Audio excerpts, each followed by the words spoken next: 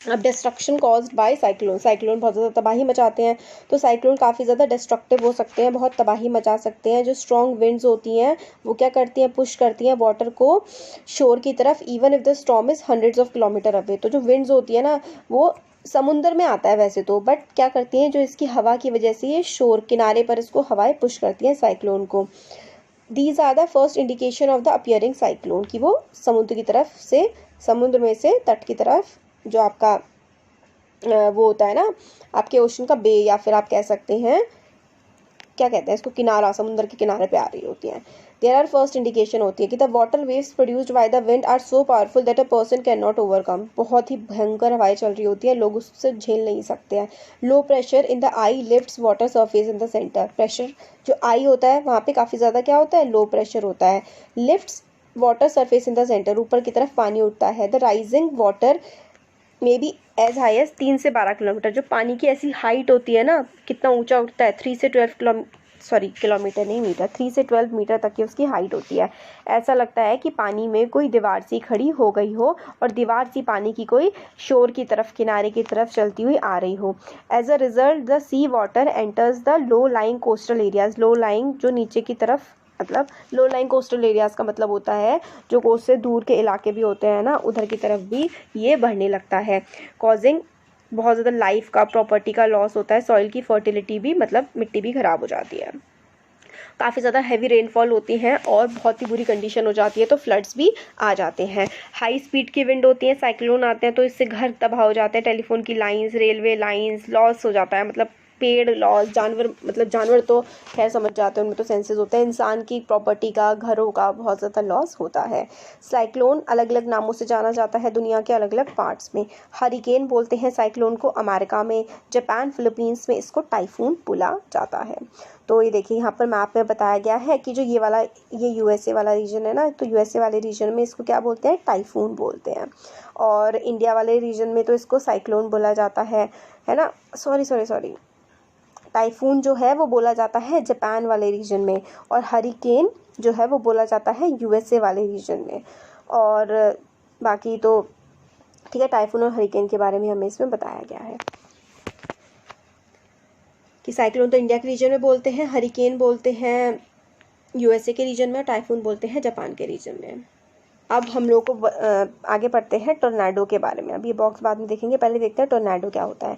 हमारी कंट्री में टोर्नाडोज बहुत ज़्यादा फ्रीक्वेंट नहीं है, बहुत ही कम आते हैं। टोर्नाडो क्या होता है, a tornado is a dark funnel shaped cloud that reaches from the ground, from the sky to the ground. मतलब ऐसे करके आप लोगों ने कार्टून्स वगैरह में काफ़ी देखा होगा, ऐसे ऐसे करके गोल गोल घूम करके ये जो आता है नीचे की तरफ कोन जैसा बन करके गोल गोल गोल गोल गोल गोल घूम रहा होता है, इसको टोर्नाडोज हम लोग बोलते हैं। मोस्ट ऑफ द टोर्नाडोज ज़्यादा टोर्नाडोज काफ़ी वीक होते हैं। वॉयलेंट टोर्नाडो की जो स्पीड होती है वो 300 किलोमीटर पर आवर से भी ज़्यादा की हो सकती है। जो वॉयलेंट, जो बहुत ही तबाही मचाता है, वो 300 किलोमीटर पर आवर की स्पीड उसकी हो सकती है।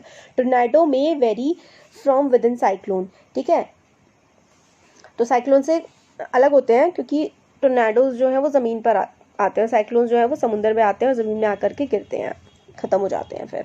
The whole coast line of India is vulnerable to cyclones, particularly the east coast. मतलब जो ईस्टर्न वाला इलाका है, इधर वाला, जैसे कि हमारा सदर्न रीजन है, ईस्टर्न वाला जो पार्ट है, इसमें हमारे देश में बहुत ज़्यादा साइक्लोन आते हैं। वेस्ट कोस्ट ऑफ इंडिया में साइक्लोन कम आते हैं। इस बार आया था ना, मुंबई वाले रीजन में आया था। अब सेफ्टी मेजर्स क्या क्या लिए जा सकते हैं। Cyclone forecast and warning service जो है लगाई जा सकती है, अर्ली वार्निंग सिस्टम, और रैपिड कम्युनिकेशन वार्निंग कि भाई साइक्लोन आने वाला है, पहले से ही लोगों को बता दिया जाए। तो मेट्रोलॉजिकल डिपार्टमेंट के द्वारा इससे भी हम लोग साइक्लोन से बच सकते हैं। गवर्नमेंट एजेंसीज़ जो हैं, पोर्ट्स हो गए, फिशरमैन हो गए, शिप्स हो गए, और जनरल पब्लिक को ये इन्फॉर्मेशन दे दी जाए। और साइक्लोन शेल्टर्स बनाए जाएं ऐसे इलाकों में जहाँ पे बहुत ज़्यादा साइक्लोन आता है, ताकि लोगों को उनके घरों से साइक्लोन शेल्टर्स में शिफ्ट किया जा सके, उनकी जान बचाई जा सके। लोग क्या क्या कर सकते हैं, हम लोगों को जो मेट्रोलॉजिकल डिपार्टमेंट की वार्निंग आती है टीवी पे कि साइक्लोन आने वाला है, या भूकंप, या कोई भी नेचुरल कैलामिटी आने वाली है, प्राकृतिक आपदा, उसको इग्नोर नहीं करना चाहिए, और नेसेसरी अरेंजमेंट्स कर लेने चाहिए घर वालों को, डोमेस्टिक एनिमल्स को, व्हीकल्स को, ठीक है, ताकि सारी की सारी चीज़ों को सेफ इलाकों में पहुंचाया जा सके। ड्राइव नहीं करनी चाहिए रोड पर जहाँ पे पानी रुका हुआ हो, और एज फ्लड्स में डैमेज द रोड्स, ठीक है, क्योंकि जहाँ पानी रुका हुआ वहाँ पता नहीं होता ना कि कहाँ गड्ढे होंगे, तो डेथ हो सकती है। और फ़ोन नंबर, सारे के सारे इमरजेंसी फ़ोन नंबर्स रखने चाहिए, जैसे कि पुलिस का, फायर का और मेडिकल सेंटर्स का। अगर आप लोग साइक्लोन हिट इलाके में हैं जहाँ पे साइक्लोन आया हुआ है, तो आप लोगों को क्या करना चाहिए, तो आप लोगों को पानी, ऐसा पानी नहीं पीना चाहिए जो कंटामिनेटेड हो, गंदा पानी नहीं पीना चाहिए। और ड्रिंकिंग वाटर को हमेशा स्टोर करके रखना चाहिए इमरजेंसी की कंडीशन में। स्विच वगैरह को टच नहीं करना चाहिए क्योंकि वो करंट मार सकते हैं। और ऐसे ही फालतू में घूमने के लिए बाहर नहीं निकलना चाहिए जहाँ पे साइक्लोन आया हुआ हो। और do not pressurise the rescue force by making undue demands, फालतू की डिमांड्स नहीं करनी चाहिए उन लोगों से जो रेस्क्यू फोर्सेस होती है ना, जो बचाने के लिए आई हुई होती हैं। और अपने फ्रेंड्स और फैमिली के साथ कोऑपरेट करना चाहिए, अच्छे से रहना चाहिए। एडवांस टेक्नोलॉजी हैज़ हेल्प, अब टेक्नोलॉजी जो बढ़ गई है उसने भी काफ़ी ज़्यादा हेल्प करी है। These days we are better protected, हम लोग प्रोटेक्टेड हैं पहले के कंपैरिजन में, क्योंकि अब क्या होता है कि जल्दी से इवैक्यूएट हो जाते हैं। जैसे इवैक्यूएट हो जाते हैं का मतलब होता है कि अगर कोई आपदा आती है तो उसे बचाने के लिए राहत कार्य वाले जल्दी आ जाते हैं। और साइक्लोन के बारे में हम लोगों को पहले से भी पता लग जाता है। आज का वर्ल्ड काफ़ी ज़्यादा डिफरेंट है, सैटेलाइट्स की, रडार्स की वजह से, cyclone alert and early warning systems की वजह से। तो हम लोगों को लगभग 2 दिन पहले, 48 आवर्स पहले, 24 आवर्स से पहले हम लोगों को पता लग जाता है कि कौन सी आपदा कहाँ पर आने वाली है, और हम उस हिसाब से शिफ्ट कर सकते हैं। और बिल्कुल जैसे कि साइक्लोन प्रोन एरिया जहाँ पे बहुत ज़्यादा साइक्लोन आते हैं उसके बिल्कुल कोस्ट के पास में घर नहीं बनाना चाहिए। और काफ़ी सारी इंटरनेशनल नेशनल ऑर्गेनाइजेशन कोऑपरेट करती हैं साइक्लोन के बारे में जानकारी दें। तो देखिए चैप्टर तो कंप्लीट हो गया। अब यहाँ हमें बताया गया है कि एनीमोमीटर जो है वो विंड की स्पीड को मेजर करने के लिए इस्तेमाल होता है, ठीक है। तो यहाँ पे देखिए कि विंड कौन सी डायरेक्शन में जा रही है, ये हमें क्या बताता है, एनीमोमीटर हम लोगों को बता देता है।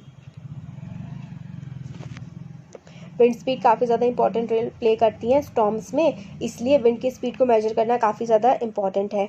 तो मेजर जो किया जाता है ना विंड की स्पीड को, वो किससे करते हैं, एनीमोमीटर। एग्जाम्स में ना आपके 1 नंबर का ये क्वेश्चन बहुत ज़्यादा पूछा जाता है कि एनीमोमीटर क्या करता है। तो एनीमोमीटर जो है वो विंड की स्पीड को मेजर करने के काम आता है।